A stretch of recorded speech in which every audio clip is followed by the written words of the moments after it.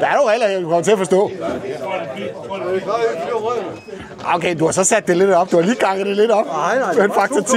Var det ikke 0,2? 2,0. Så er du ved at få små stemmebånd. Ja, det håber jeg da. Det håber jeg da. Så er du lige... Og det er altså ikke fordi, vi skal lave sådan en sing and dance show heroppe på scenen her, men der er lidt, det er jo et lidt andet type arrangement det her, end det vi plejer at holde. Og det er jo helt fantastisk at se så mange mennesker, der har lyst til at komme her og være sammen med os i dag. Der er nogle ting, der skal ske i løbet af dagen, som normalt ikke sker, når vi er ude og mødes til de her fællesflyvninger.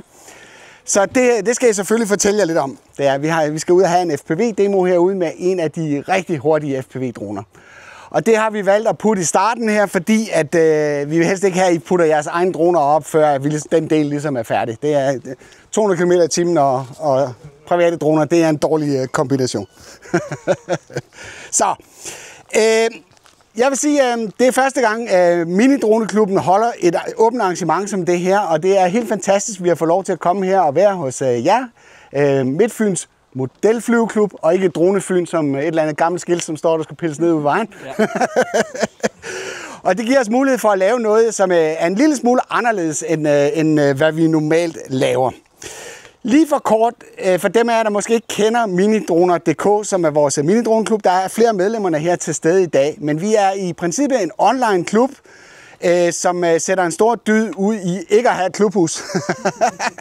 Vi mødes flere steder rundt omkring, primært på Sjælland og på Lolland, hvor vi tager ud og flyver og filmer forskellige ting. Hele grundtanken bag ved det koncept, det er, at når man har købt en drone, hvis man skal ud til den samme lokation hver gang og filme, så bliver det lidt kedeligt i længden, og så ender man ikke med at bruge det. Så derfor så sætter vi en stor ære i at finde nye spændende steder. Og det seneste initiativ, vi har lavet i den forbindelse, jamen, det er, at vi spørger medlemmerne om ligesom at anbefale deres favoritsteder, og så tager vi ud og besøger dem. Så på den måde så kommer man til at se nogle ting, som man aldrig har set før, og får nogle nye spændende optagelser i kassen. Der er også en online del, for det, som jeg sagde, så foregår det meste på Sjælland, så hvis man er interesseret i at være med i vores klub og ligesom deltage i noget af det undervisning, der foregår, jamen, så kan man også melde sig ind som online medlemmer. Det kan man bare tage fat i mig, hvis man vil høre lidt om det. Stedet her, det er som sagt Midtfyns Modelflyveklub, og det kan være Tommy, som vil lige sige et par ord omkring, hvad det er for et sted, hvor vi er her i dag. Ja, det vil jeg meget gerne, og som Henrik siger, så er det Midtfyns Modelflyveklub, at vi er ved her i Årslev. Og vi laver andet som at flyve med droner. Vi har FPV-droner, som vi ser en demonstration på om lidt. Vi har svæveflyver, de kaster op og kører med. Vi har vingefly, og så har vi helikoptere, og som sagt droner.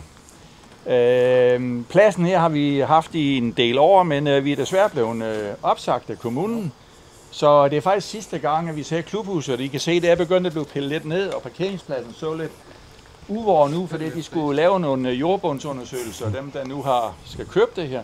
Men vi flytter til en anden lokation, 15 km herfra, inde på Midtfyn. Og det vil vi da gerne reklamere lidt for, og vi skal også nok, hvis det er stemning for det, sammen med Henrik, lave et arrangement der igen, når vi rigtig kommer på plads. Det kunne i hvert fald være fantastisk. Lige kort fortælle jer, hvad programmet er for i dag. Altså nu her, lige om lidt, når vi har plapperet færdigt heroppe fra første sal her, så tager vi et fællesbillede. Det er en tradition, vi har, når klubben er ude, det er, at vi tager altid et fællesbillede, og det er fordi, ellers så diffunderer folk af, så vi skal lige se at få taget det billede. Når det så er overstået, så laver vi den her FPV-demo herude, hvor vi flyver, hvor Andreas han flyver den her bane herude, og han har lovet, at han skal nok gøre det rigtig stærkt, så det bliver super imponerende. Så derefter, så bliver der fri flyvning, så kan man bare starte sin drone, og så kan man flyve lidt rundt. Og så er der kage og kaffe inde i klubhuset, som er sponsoreret af Minidroneklubben, som I bare kan tage. Men øl og vand, sandwich og grillpølser, der skal I betale ved de respektive skilte på MobilePay. Når vi så har fløjet rundt en time der, og vi har snakket lidt, så vil der, mens der er fri flyvning, så vil der være nogle stationer her rundt omkring. Der er nogle repræsentanter fra klubben her, som sagt. Kim, han har taget sin undervandsdrone med, hvis man har interesse i det. så kan man komme over og se sådan en. Vi har ikke rigtig noget sted, vi kan prøve den af, men det kunne være, at man har nogle spørgsmål omkring sådan en. Edvin, jeg ved ikke, om han er her. Han er nok ikke kommet endnu. Men hvis han kommer og dukker op, så kan man snakke fastvingefly med ham. FPV, der kan man snakke med Andreas. Jeg ved ikke, hvor han er. Der står der med kasketten på der. Helikopter, der kan man snakke med Stefan. Ja. Han har den der store basse, der står der i midten der. Og med mig kan man snakke R3S. Jeg kan give en lille demo på Return to Home-funktionaliteten på sådan en R3S, som er helt unik. Den kan finde vej ind under halvtag og alle mulige ting og sager. Så det kan man gøre. Man kan også få lov til at flyve, eller komme med ud og flyve min Neo, hvis man vil det. Jeg har et par briller med, så jeg kan flyve den rundt, og så kan I prøve oplevelsen med at have briller på, og så se ud gennem dronen i first person view. Så hvis vi lige kunne samle os lidt her på midten, så kunne vi prøve at tage et gruppebillede.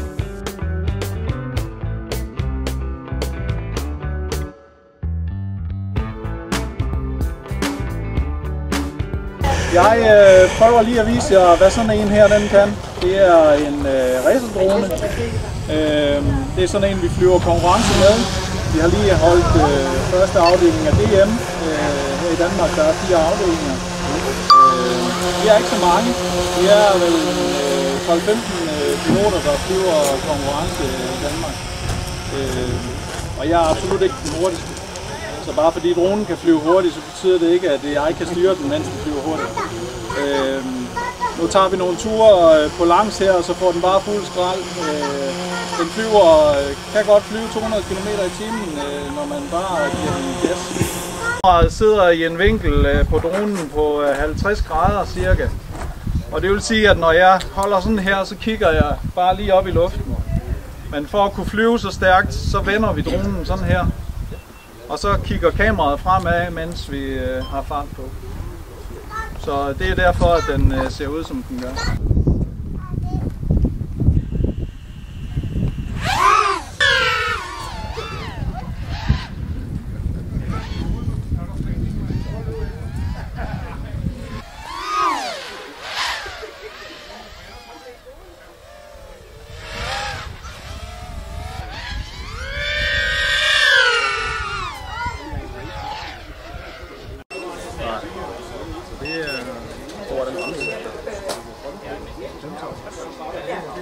Er det en 15 år? Det kommer fra Betaflight. Ja. Hvis jeg sætter 6S batteri på der, så lyder motoren ikke helt åndssvagt. Ja, de forsøger at kompensere. Så der skal jeg sætte meget på det.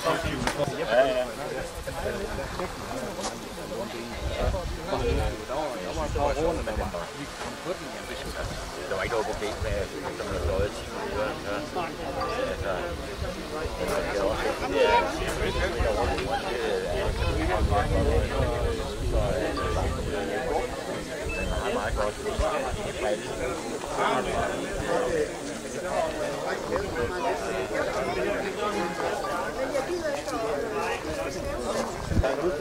Jeg har filmet, der var en lille å inde i en skov, der er mellem træerne dernede, så var der en å på den her størrelse ting.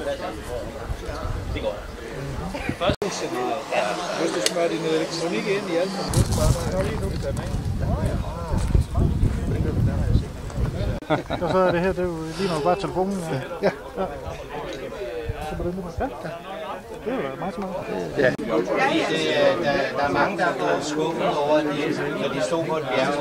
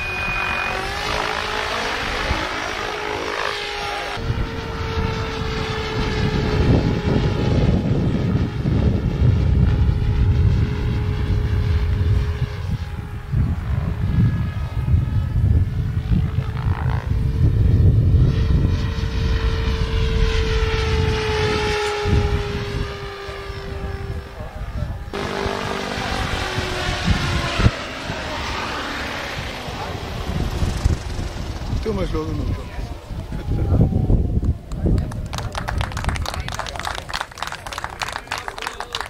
med motoren, den er slukket. Det er kun propelleren, der kører. Sådan. Det er så cool, det er den fedeste disciplin. Ja, det er det. Det er faktisk den manøvre, jeg slapper mest af til. Ja, det er klart. Ja, det er ikke klart. Jeg tror ikke, jeg vil slappe af. Kan den godt hive ned der? Okay.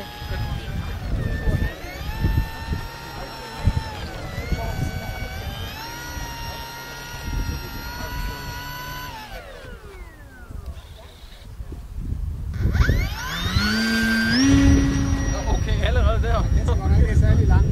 Nej.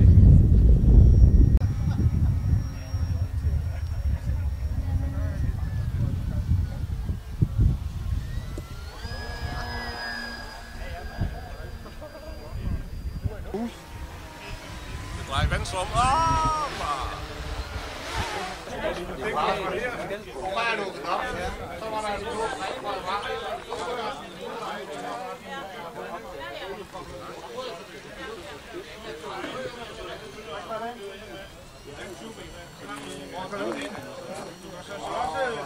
Kan du ikke?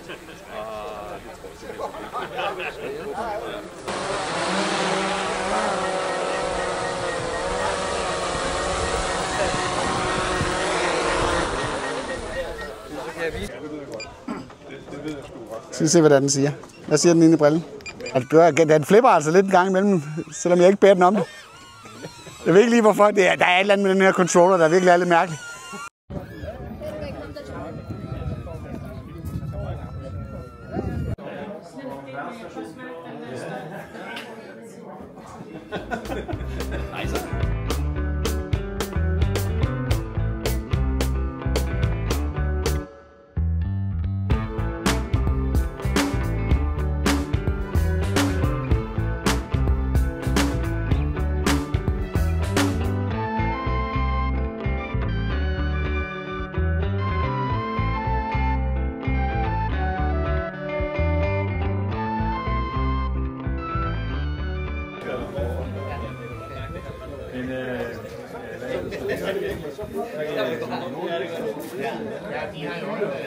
Lander sgu ikke lige ved... Nej. Det er jo det, vi skulle prøve her på parkeringspladsen. Nu slår vi ud. De ham får ikke selv at falde. Hvad er du på? Eller det er